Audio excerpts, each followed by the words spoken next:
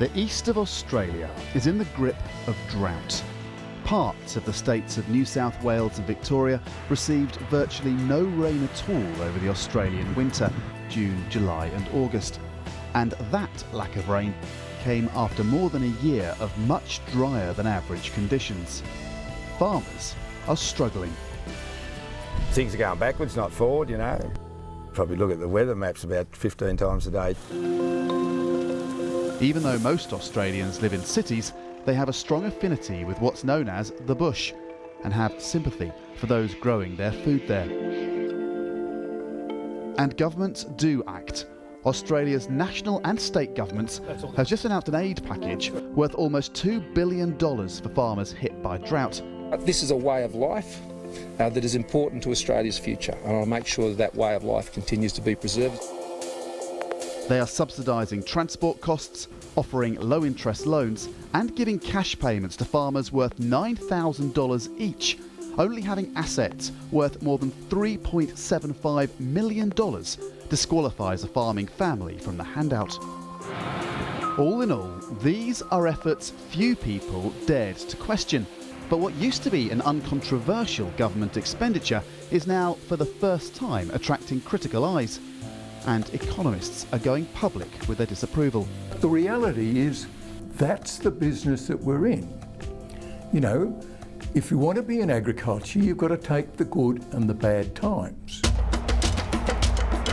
Talk to Jazeera has travelled to inland New South Wales to talk to farmers about how bad this drought has been and how much help they need. But we've also talked to those who are now questioning financial help for farmers, who say it's not grounded in rational reasons, but driven by an outdated political culture and misplaced emotions.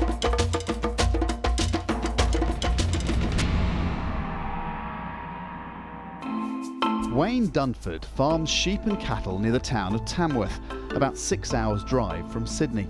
In a good year, he wouldn't need to buy hay at all. He'd grow crops and his animals would eat them straight out of the ground. But the drought has hit this region particularly hard. This hay has been trucked in from 1,000 kilometres away. With transport, it costs about $250 a bale. One hay bale will feed 60 cows for a day. Dunford has 380, so feeding them is costing him more than $10,000 a week. Will you lose money this year? Oh, significant, yeah. But, you know, same old story, that you'd hope that you'll make it up in the next 2 or 3 years. So hit me with the bottom line. Well, what's it? Well, you know, in general terms, what is it costing you? What will be your red number at the end of this year, broadly speaking, and how long will it take you to make that back? Well, I'll be quite honest, I honestly don't know exactly, because we've been selling lambs and stock, and we've continued to sell, and we're selling off stock now that we should be keeping, but that's another business. This is animals, you're selling animals. Cows, business decision. You just can't keep up what we're doing indefinitely. And that's what you got to look ahead at. Now, some people say you should have done it 6 months ago, and I just said, well, indications were that it wasn't going to be this bad a year. All the experts said it's going to be maybe an average year or a bit below average in certain times. So, yeah, I mean, I can't give you a percentage even probably, but quickly out of the top of my head, but it's going to be significant, and we'll have to assess that. At the end of the day, there comes a point when your debt levels, you say, well, I just don't need to have that around my head. So you might look at selling off a property or something, you know, or, you know, there's options there, I suppose, but I mean, we've got debt before this, so you've just got to work with the banks and try and make some wise decisions. So, but there'll be some people that'll, you know, in general terms, in parts of the state, that'll say, I've had enough, I'm out. And that could be a combination of financial and mental thinking and age. I suppose it could be three things. You know, I've got a rally up the road that's 65 and he's just sold out. No one's on the farm with him. He said, why would I bother busting my guts in a drought when he got real good money, record price for around this area, for his farm? So he's made that decision. Now, it wasn't an easy decision because he was there and his father was there before him too, and his grandfather was the same as my grandfather. So there's not a fundamental problem with farming here. You think this is a blip and nothing more than that? Well, I think that's what we've had, and I mean, what intrigues me, what were the blips 500 years ago? I mean, we've only been here a couple hundred years and we know what's going on in that time, but You know, are we going hotter or are we going colder at the end of the day? That's a debate that we take seriously, but that side of that as well, and people say, oh, farmers should get a bit smarter and do it better and whatever. I would suggest, well, I think I've said I've been here 52 years, every year, just about, nothing significant sometimes, we've done something a bit different in farming to conserve moisture with our machinery and implements, how we do it, the number of times, what we use. So, and at the top end of it, we probably lead the world in moisture retention, which is not an issue for some countries, but our machinery and that is up there with the best in the world. So we've adapted over the years. I mean, you know, when I left school, we worked these paddocks 6-7 times a year to sow a crop. We don't work them now. You know, we just take the weeds off with a chemical and conserve as much moisture as you can and get a very similar result, if not better. So. But if you go back to the other question, I mean, we could all sell out, that's fine. So I'm just intrigued to see what the people in the city would eat and breathe and wear and live in. John Freebairn has been studying the political and economic responses to drought for almost 4 decades. Now an economist in Melbourne, he's previously worked in the Department of Agriculture in New South Wales and for the Business Council of Australia. For him, government bailouts aren't just bad government policy. Ironically, they're also bad for farmers. A drought is a great time to restructure the industry. It's no different to a cyclical downturn is a great time for the manufacturing sector, for the tourist sector, for restaurants to restructure and build properly. And we're providing policies to block that. And it just perpetuates the problem. So when you see Scott Morrison, the current Prime Minister, or the previous Prime Minister Malcolm Turnbull, talking about the disaster of drought that's hit farmers on the TV in the corner of your office or when you're at home, do you look at that and roll your eyes, think, here we go again? Here we go again, yeah.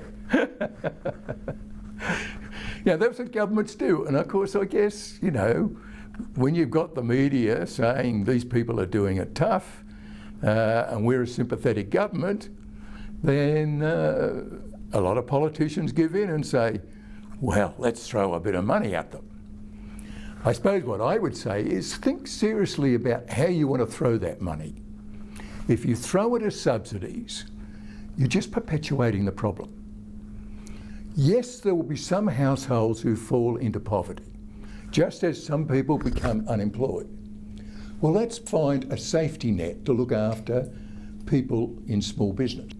Some farmers fall into poverty, and of course so also to some other small businesses. You know, people who are providing farmers with machinery, fertiliser and all that sort of thing.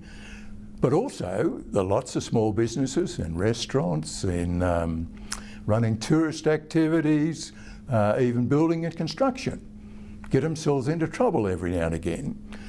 And so there's a kind of a challenge. How do we look after those people? Because most of them have got assets of a couple million plus, but they don't have any cash. And the question is, can't they go to the bank and borrow against that? Sometimes I think the banks say, listen, you didn't do very well in the last drought, you didn't put money away in the last boom. I think you're a bit risky. I don't want to lend money to you. So there's a group that we probably need to find some handouts. And that's what the farm household allowance system does. Some of these people are not the poorest in Australia. They have assets in some cases worth millions of dollars. It seems remarkable that they can't, if they have to, sell those assets and get into something else or borrow against them. Australia makes a lot of those mistakes. The classic is our old age pension system. If you put all your money in a great mansion that's worth millions, it's not part of the means test for the age pension. So we've made some mistakes in that area. We in other countries will always struggle on how to look after small business people who have what we would call asset rich but income poor. And the finance system often doesn't allow them to convert their assets into cash flow for current living expenses. And so we've got to make a kind of a rough compromise. We kind of know that You know, we've got unemployed people with no assets and no income, clearly look after them. There are people with disabilities, no assets, no income, clearly look after them. That works. But if we've got a farmer or a restaurant owner or a mechanic who has, for one reason or another, business has gone belly up and they struggle to put food on the table for the kids, then we feel we should look after them. And so there is this safety net. It just turns out the one for farmers is really, really generous.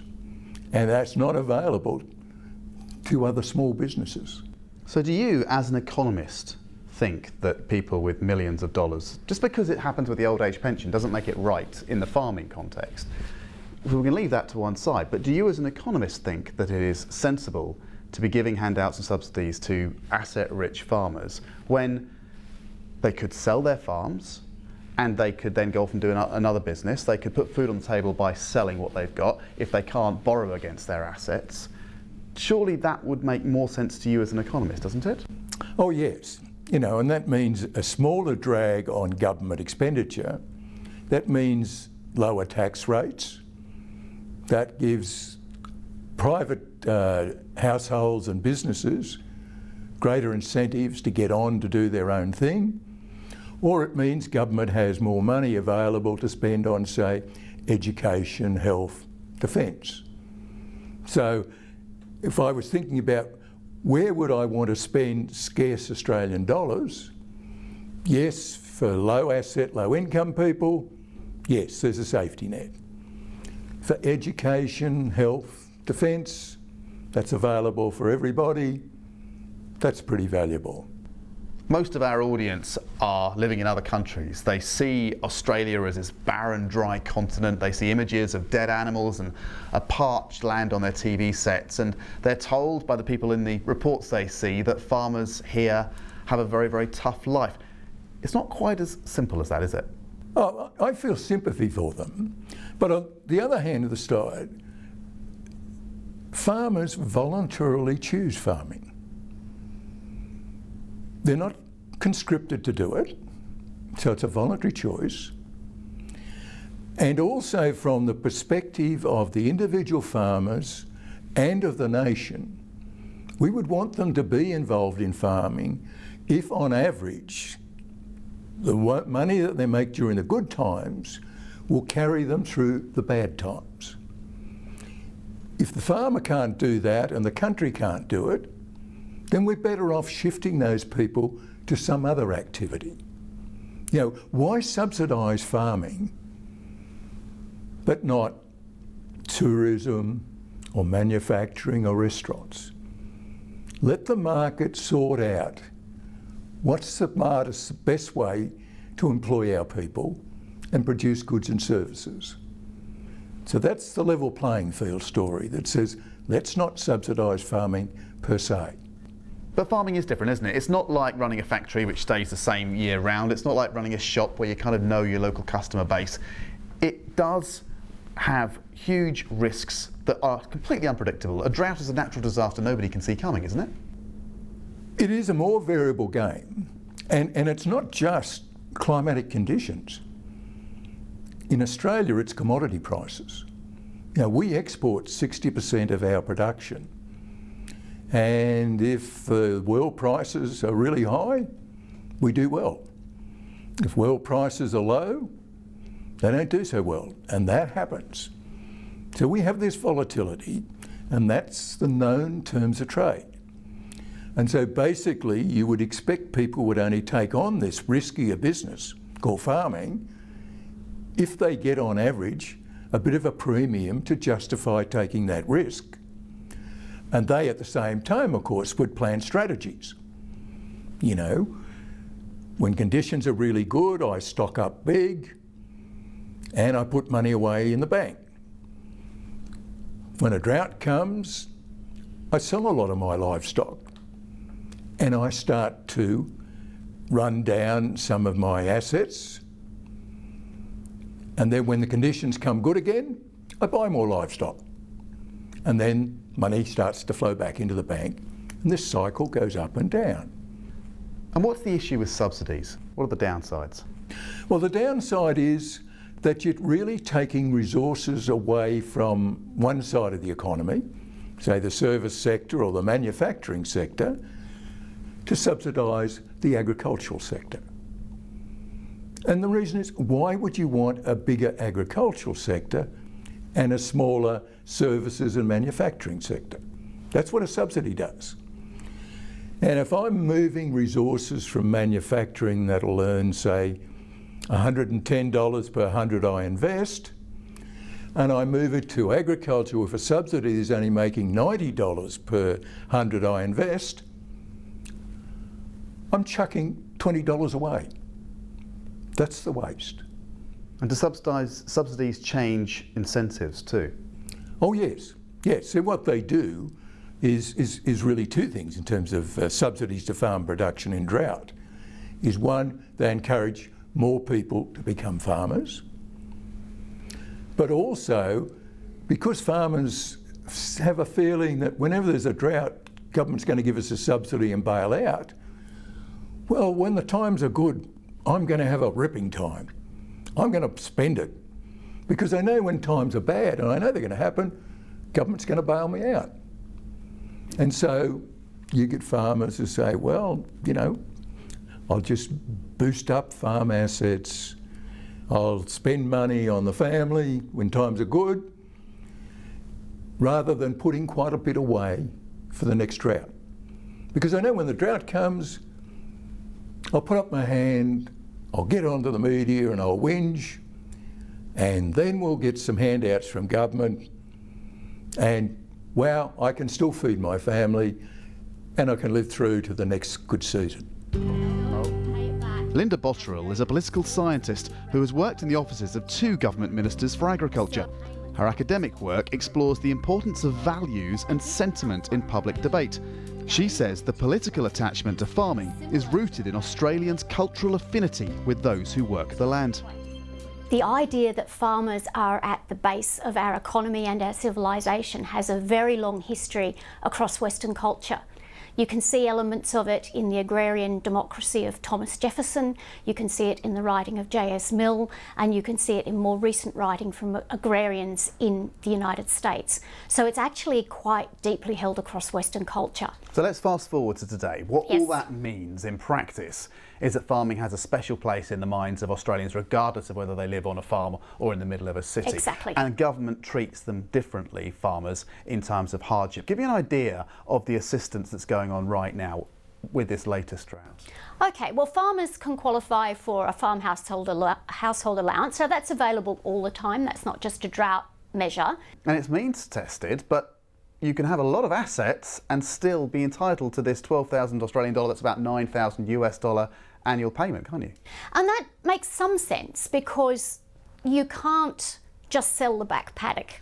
So if you've got a property that's worth $2 or $3 million, you can't just liquidate a small amount of it to help you through the drought. It's essentially an asset that, unless you're prepared to sell the whole thing, and of course during a drought would not be a sensible time because there's unlikely to be buyers at a fair price, you can't actually access the investment that you've got in that Nevertheless, asset. 5 million Australian dollars is the test. So you could have $4,999 in assets and the government can still give you this 12,000 Australian dollar, about 9,000 US dollar. But you do have to payment. pass a separate assets test as well. So if you've got other assets other than the farm, so you have got investments, for example, in the government-run farm management deposit scheme, or you own an apartment in Sydney or anything like But that. that's my point. These are not poor people, are they? We generally think that government is there, particularly a right of centre government, as there is in Australia, to support the poorest of the poor, the people who are really desperate and need help. These people are not poor. They could have, as you say, investment properties. Well, the investment properties will exempt them from getting this support because there's the assets test for off-farm assets applies separately from the on-farm assets test. So if they've got those investments, they're not going to be eligible. But we do need to remember that farm poverty is a difficult area. First of all, we haven't actually measured it in Australia since the 1970s, so we actually don't know how many farmers are poor and why they're poor. There's quite a lot of anecdotal evidence that there are people who are actually struggling to meet the day-to-day needs of feeding the farm family, and that's what these schemes are aimed at. Now, it is possible to be on a property that on paper is worth $7 million, but which you're not getting any income from because you haven't been able to take a crop off, or you've had to destock your sheep or your cattle because of the drought, and you've got no form of income to meet your day-to-day needs, in which case it's not unreasonable that the government should help out. The question, though, from a public policy perspective, is whether that support should be in the form of a grant, or whether there is some other form of government financing that can be used that helps out when help is needed, but perhaps recoups some of that money to the government's coffers during the good years. Because in lots of industries, people can have a bad year, a bad few years, but then make up for that with bumper profits down the line. And farming is no different to that. But what seems to be the case is that profits are kept by the farmers and losses are partly met by the taxpayer. That's simplistic. Of course, but it's also true. Well, no, I don't. It's not necessarily true. I think that a lot of, if you look at the numbers of farmers actually taking up these programs, they are remarkably small. There were reports this week that the government thinks there's about 8,000 farmers out there who are not applying for these schemes who are eligible.